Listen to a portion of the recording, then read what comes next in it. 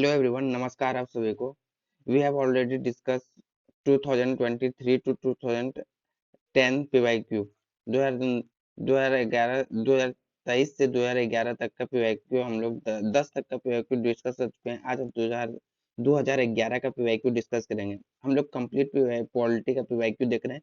उसी तरह हम लोग हिस्ट्री का, ज्योग्राफी का, इन्वायरमेंट का, सारा का पीवाईक्यू इसी तरह जिस तरह ये पॉलिटी का डिस्कस कर रहे हैं, कंप्लीट कंपाइलेशन प्लस उसका एनालिसिस, स्टेटमेंट एनालिसिस के साथ, उसी तरह हम लोग वो सारा भी लेक्चर इसी तरह डील करेंगे।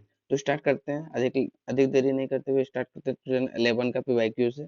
In India, if the religions and sects community have given the status of national minority, national minority का स्टेटस देता है कोई रिलीजन और कोई सेक्ट के, कोई सी कम्युनिटी को, तो वहाँ स्पेशल एडवांटेज उसको क्या मिलेगा, इसी का बात कर रहा है। First first option is it can establish the administrative executive educational institution. सबसे पहले ये पता होना चाहिए कि नेशनल माइनॉरिटी के बारे में कहाँ पर स्टेटस जो फंडामेंटल राइट में डिस्कस किया हुआ है, उस किस आर्टिकल के तहत डिस्कस किया हुआ है। दैट इज आर्टिकल 29 एंड 30 के बारे 30 का बारे में बात करा है। ये आपको जानकारी होना चाहिए। You have to know this things, this basic things कि अगर नेशनल माइनॉरिटी के बारे में अगर बात हो रहा है तो किस जगह पे बात हुआ है इन कॉन्स्टिट्यूशन में। So that is Article 29 and Article 30. Article 29 and Article 30 talk about individual minority and education minorities को प्रमोट करने की बात करता है। तो let's see the next statement. अभी स्टेटमेंट देखते हैं। It was established and administrative the executive and education institution.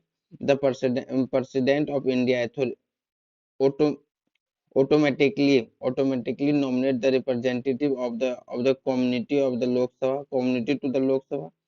It can derive the benefit from the Prime Minister 15 point program. नौ तो अब बात करते हैं कि हम लोग एजुकेशन इंस्टीट्यूशन के बारे में माइनॉरिटी का डिस्कस होता है। हाँ, यस होता है। अभी हम बोल रहे हैं 29 और 30 एजुकेशन इन 29 में एजुकेशन राइट्स के बारे में बात किया हुआ है कि अगर उसका एजुकेशन अगर फॉल हो रहा है तो उसको प्रमोट करने का बात किया हुआ है।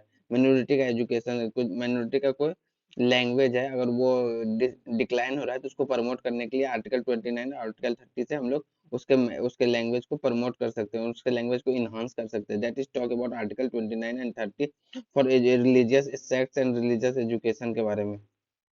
अगर किसी का मतलब किसी को गीता का जानकारी नहीं है, लेकिन गीता डिक्लाइन हो रहा है, गीता का किसी को जानकारी नहीं, उसको प्रमोट करने के लिए आर्टिकल 29 आर्टिकल 30 हम लोग यूज कर सकते हैं। तो that is first option is correct.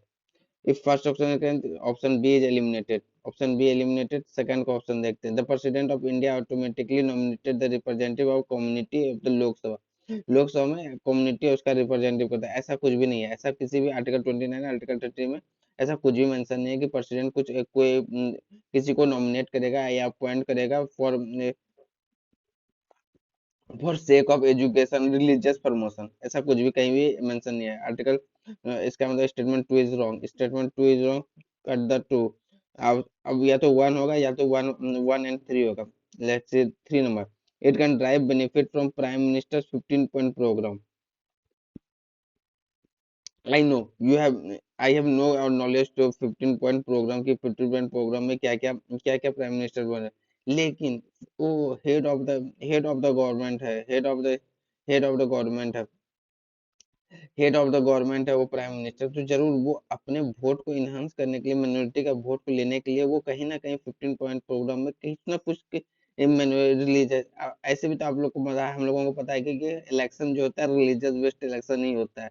बोले कॉन्स्टिट्यूशन में राइट टू वोट सब कुछ है, लीगल राइट है, सब कुछ है, लेकिन फिर भी इलेक्शन अभी भी lack of due to illiteracy, maximum people have illiteracy mindset के कारण वो अभी भी हम लोग का राजनेता जो है वो रिलीजियस बेस्ड इलेक्शन कार्ड खेलता है और उसमें वो जीत उसी के बेसिस पे वो जीतता है, हिंदू मुस्लिम को सेपरेट करके जीतता है। तो दैट मीन्स कि 15 पॉइंट का प्रोग्राम अगर प्राइम मिनिस्टर अगर पब्लिश कर रहा है तो इसका मतलब कि कहीं ना कहीं तो कुछ ना कुछ पॉइंट होगा। अगर अगर नहीं होता तो फिर वो 15 पॉइंट प्रोग्राम वो प्राइम मिनिस्टर फिर आएगा नहीं वापस। तो कहीं ना कहीं रिलीजियस बेनिफिट का कहीं ना कहीं कुछ ना कुछ उसका तो बात क्या होगा, उसका लैंग्वेज बेनिफिट का।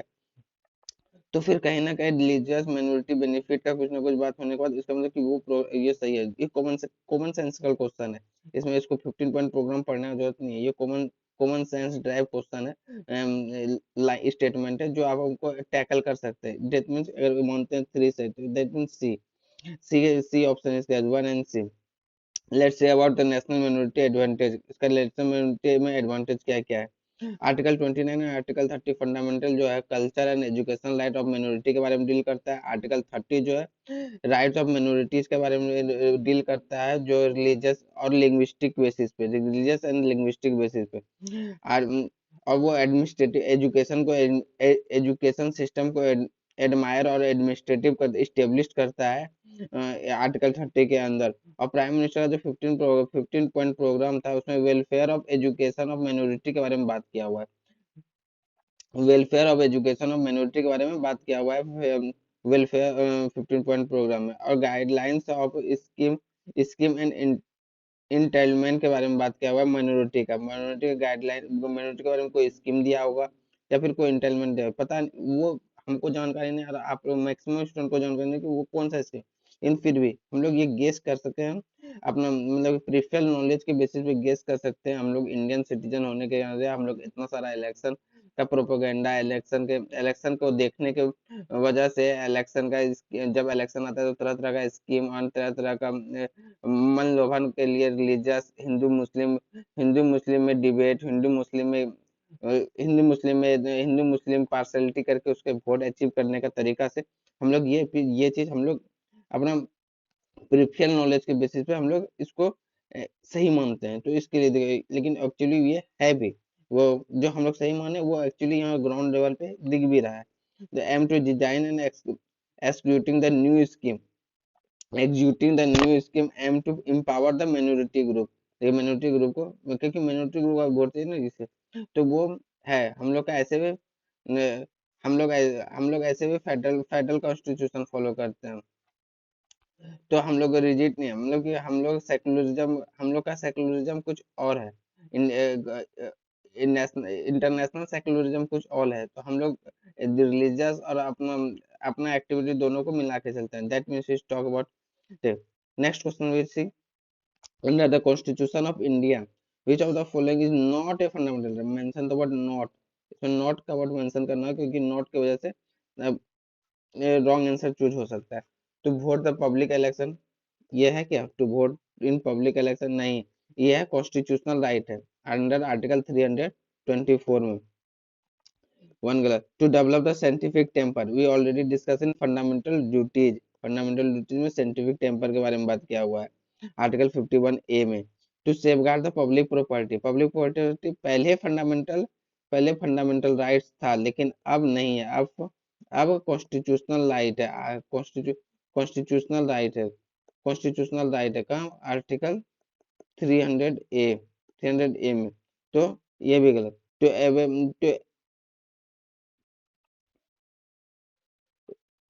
To able to vote, abide by the constitutional respect of its area, ये कहाँ है, ये भी फंडामेंटल रिस्पेक्ट ऑफ इस एरिया का है, फंडामेंटल ड्यूटीज में, फंडामेंटल ड्यूटीज में, ये फंडामेंटल ड्यूटीज में, ये भी फंडामेंटल ड्यूटीज में है। Safeguard the property, public property, safeguard the public property, sorry public property talk about fundamental duties, fundamental duties में पब्लिक प्रॉपर्टी का बात किया हुआ है। Respect the idea of constitution, constitution, तो ये भी फंडामेंटल ड्यूटी के बारे में क्या है। The vote in public election ये कॉन्स्टिट्यूशन राइट है, आर्टिकल 324, मतलब ये तीनों फंडामेंटल ड्यूटीज है। हम लोग क्या कह रहा है कि नॉट ए फंडामेंटल ड्यूटी, इसमें से कौन सा फंडामेंटल ड्यूटी है, that is option A, to vote in public election, क्योंकि वो कॉन्स्टिट्यूशनल है लेकिन वो आर्टिकल फंडामेंटल ड्यूटीज नहीं है ये, कि पब्लिक वोट करना है, पब्लिक को वोट करना है इलेक्शन में। Not a duty, not a special talk about public election. Next question, consider following right, इसमें क्या बोल रहा है, human right above the above which of the above is human right under the universal declaration of human right, इसमें से कौन सा human right declaration है। Human universal declaration of human right बहुत बड़ा एक ओवरऑल ओवरऑल वर्ल्ड को denote करता है। Universal declaration of human right वो ओवरऑल वर्ल्ड के ह्यूमन राइट्स को डिनोट करता है। तो इसमें ये कुछ ऐसा इररिलेवेंट चीज ही हो सकता है जो नहीं होगा, बाकी तो वो ह्यूमन राइट्स के बारे में पढ़ रहा है तो उसके लिए तो एजुकेशन के बारे में बात करेगा ही। पब्लिक सर्विस तो ये मोस्ट इम्पोर्टेंट है, इसके बारे में भी बात करेगा ही। तो राइट टू फूड, ये राइट टू फूड के बिना तो आदमी का आदमी का जिंदा रहना या आदमी का किसी भी तरीका से उसको किसी भी तरीका से उसको अपने अंदर रखने के लिए राइट टू फूड तो जरूरी है ना। Right to food, public service, ये है, ये यूनिवर्सल है, ये मतलब कि ये इंसान को जरूरी है। तो ये जब ये खुद यूनिवर्सल है अपने आप में, ये वर्ड सब यूनिवर्सल है, तो फिर ये यूनिवर्सल डिक्लेरेशन ह्यूमन राइट में क्यों नहीं हो सकता? ऑफ कोर्स इसको पढ़ने का जरूरत नहीं है, ये कॉमन सेंसिकल क्वेश्चन है कि ये सब खुद अपने आप में यूनिवर्सल है, यूनिवर्सल अचीवमेंट है। इसके बिना आदमी को जीवित रहना या आदमी को सरवाइव करना नेक्स्ट टू इम्पॉसिबल है। अगर उसको पब्लिक सर्विस नहीं देगा, उसको अगर अच्छा फूड या फूड नहीं मिलेगा, अगर उसको एजुकेशन प्रॉपर एजुकेशन फैसिलिटी नहीं होगा, तो फिर उसको सरवाइव करना कितना डिफिकल्ट है। So option is A B 1 2 and 3, D option D. If you talk about a declaration of universal declaration of human right, international document है, already said. In in science करता है राइट्स एंड फ्रीडम को of all human being का accept by the general assembly. एक होता है जो high level community होता है, हाई लेवल मीटिंग होता है, उसी में सारा एक्सेप्ट किया गया, उसी में सारा डॉक्यूमेंट यूनिवर्सल ह्यूमन राइट का एक्सेप्ट होता है, वो हाई लेवल मीटिंग होता है इसमें। और उसके बाद ये कब हुआ था? तो थर्ड सेशन में हुआ था 10 दिसंबर 1948 में। 10 दिसंबर 1948 में celebrate as a human day, international human rights day. और 30 राइट्स और एंड फ्रीडम्स को लाया गया था। 30 राइट्स फ्रीडम क्या क्या है वो ऑलरेडी हम मेंशन है। Civil and political rights and right to life के बारे में, liberty, free speech and privacy के बारे में बात किया हुआ है। Economy, social and culture rights के बारे में बात किया हुआ है। सोशल सिक्योरिटी के बारे में बात किया है। हेल्थ एंड एजुकेशन के बारे में, और टोटल 30 राइट्स है। Human universal declaration of human right में टोटल 30 राइट्स को लिस्ट किया हुआ है। दैट इज ऑल अबाउट, ये है 30 rights total. I already mention in our PDF. तो फिर वो यही है 30 राइट्स, जो आप प्रॉपर इसको रोक के पढ़ सकते हैं। We will not read here. So if you want this pdf, you must join my telegram channel.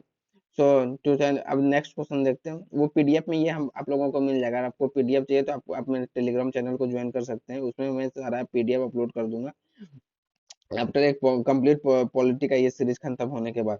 तो फिर नेक्स्ट देखते हैं 2010 का question. Which with reference of constitution of India consider the following statement. इसमें से कौन कॉन्स्टिट्यूशन ऑफ इंडिया को reference करता है? Fundamental rights, fundamental duty, direct principle, क्या बोल रहा है इसमें? National social assistance program launch by the government of India, with constitution of India के अंदर फुलफिल कर रहा है कौन सा नेशनल सोशल ऐसे help national social assistance program launch हुआ है गवर्नमेंट ऑफ इंडिया के अंदर फुलफिल करता है? ये तीनों में से कौन सा चीज? डायरेक्ट प्रिंसिपल पॉलिसी करेगा ही, क्योंकि इसके बिना पॉलिसी बनाना नेक्स्ट टू इम्पॉसिबल है। क्योंकि हम लोग पहले ही बात कर चुके हैं फंडामेंटल ड्यूटीज में कि गवर्नमेंट कितना जो भी स्कीम या फिर कोई भी इनिशिएटिव लाता है, वो एट द एंड वो directive principle of state policy को फुलफिल करने के लिए ही लाता है।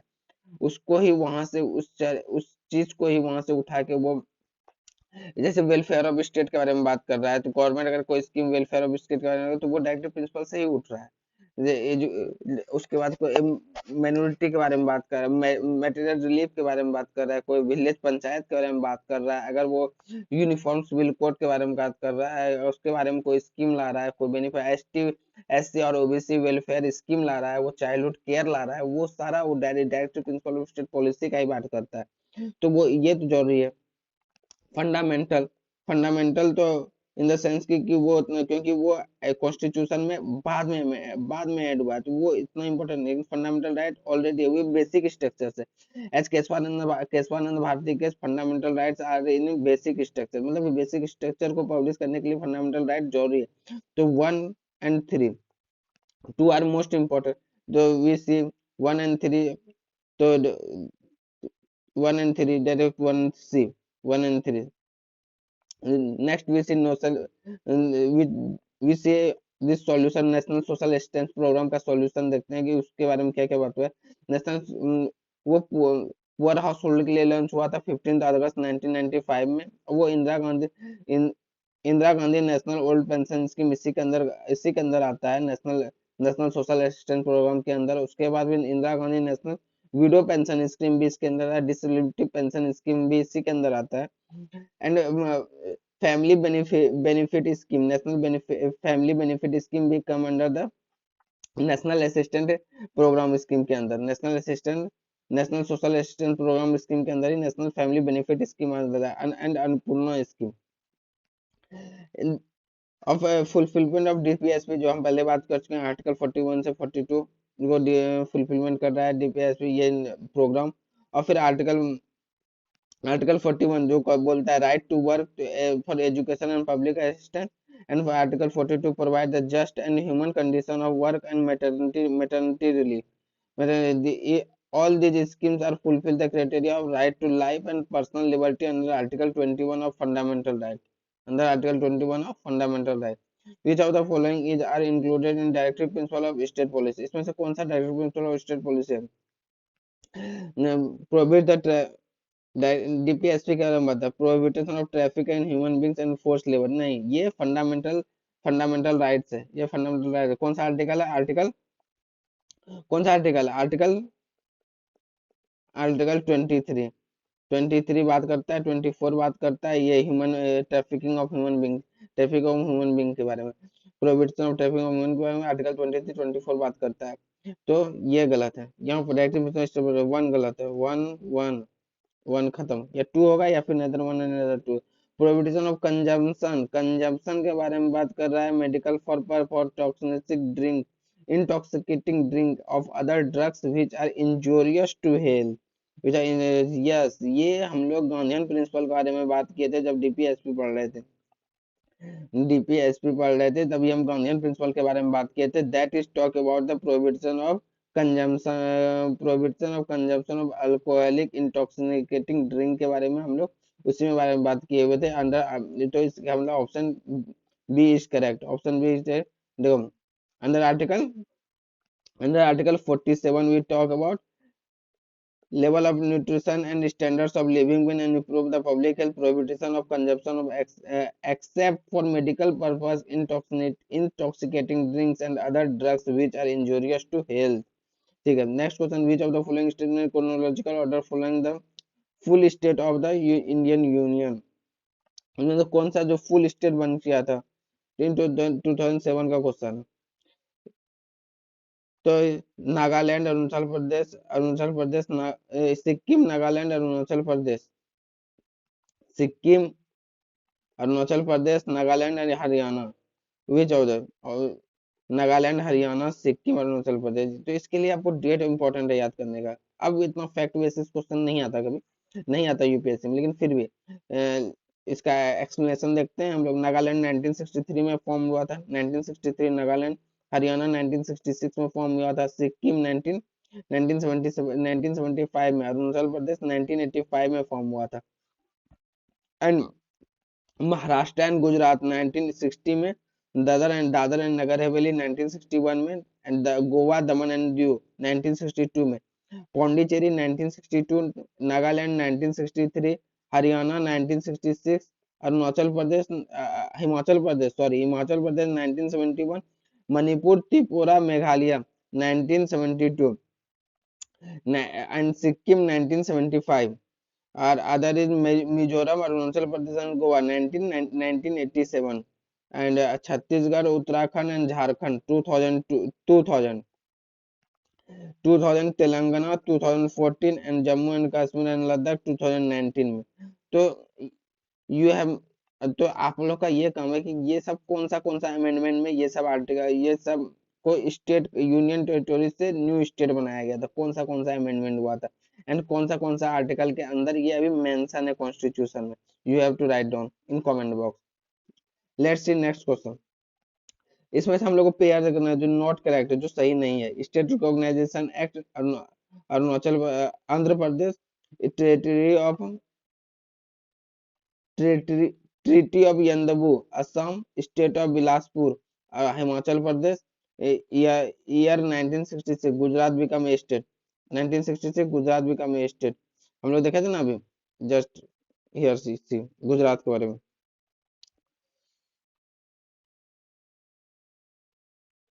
गुजरात गुजरात गुजरात गुजरात, महाराष्ट्र एंड गुजरात 1960। महाराष्ट्र एंड गुजरात, यहाँ खोल रहा है 1966 डी। और अभी तक ये 2006 में देख रहे हैं क्वेश्चन की, देखिए फैक्ट हमेशा, फैक्ट एंड नंबर हमेशा रॉन्ग होता है यूपीएससी में। अभी भी सेम सेम थिंग रिपीटेड अभी भी। 2023 का क्वेश्चन देख लिए, fact are always wrong, fact and figures are always wrong. And 2006 को ये प्रूव कर रहा है that is a elimination technique, aptitude behind the question, how to develop aptitude behind the question, this was the basic tricks. जो इसके कारण आपको नहीं याद है, लेकिन आपको पता है कि ये नंबर है, मतलब ये फैक्ट है, और फैक्ट हमेशा रॉन्ग होता है यूपीएससी में, तो you go for option D. Treaty of यंदुआ, जो इन हुआ था फर्स्ट बर्मा वार में, और साइन हुआ था इसका, it was sign February 24 1826 between British India company, British East India company and Burma kings of Ava. Assam जो हुआ था, अहम डायनेस्टी 500 ईयर पीरियड, असम वाला ट्रीटी हुआ था। और फिर Burma army was conquered Assam, later become involve in war with British India. उसका बर्मा का जो आर्मी था वो ब्रिटिश इंडिया से वॉर हो गया था जब वो असम को कॉन्क्वेर कर लिया था। Bilaspur is district of Himachal, Bilaspur Himachal Pradesh का डिस्ट्रिक्ट है Bilaspur. And government of India, government of India, the rule accede to the government of India October 1912, October 1948. The state of Bilaspur merged with Himachal Pradesh in 1 July 1954 and become the Bilaspur district. फिर 1960 में Bombay state split हो गया था, 1960 में बॉम्बे से Gujarat split हो गया था, and formed from the predominantly Gujarat speaking area. Gujarati बोलने वाले को महाराष्ट्र से गुजरात को अलग कर दिया गया था। जो गुजरात बोल रहा है उसको गुजराती बोलता था, उसको गुजरात की तरफ, मतलब Gujarati speaking people were shifted to Gujarat and Marathi speaking people were shifted to Maharashtra. ये अलग हो गया था 1960 में। तो यहाँ पे रहने देते हैं, नेक्स्ट भी देखते हैं 2006 से नेक्स्ट लेक्चर में। So thank you.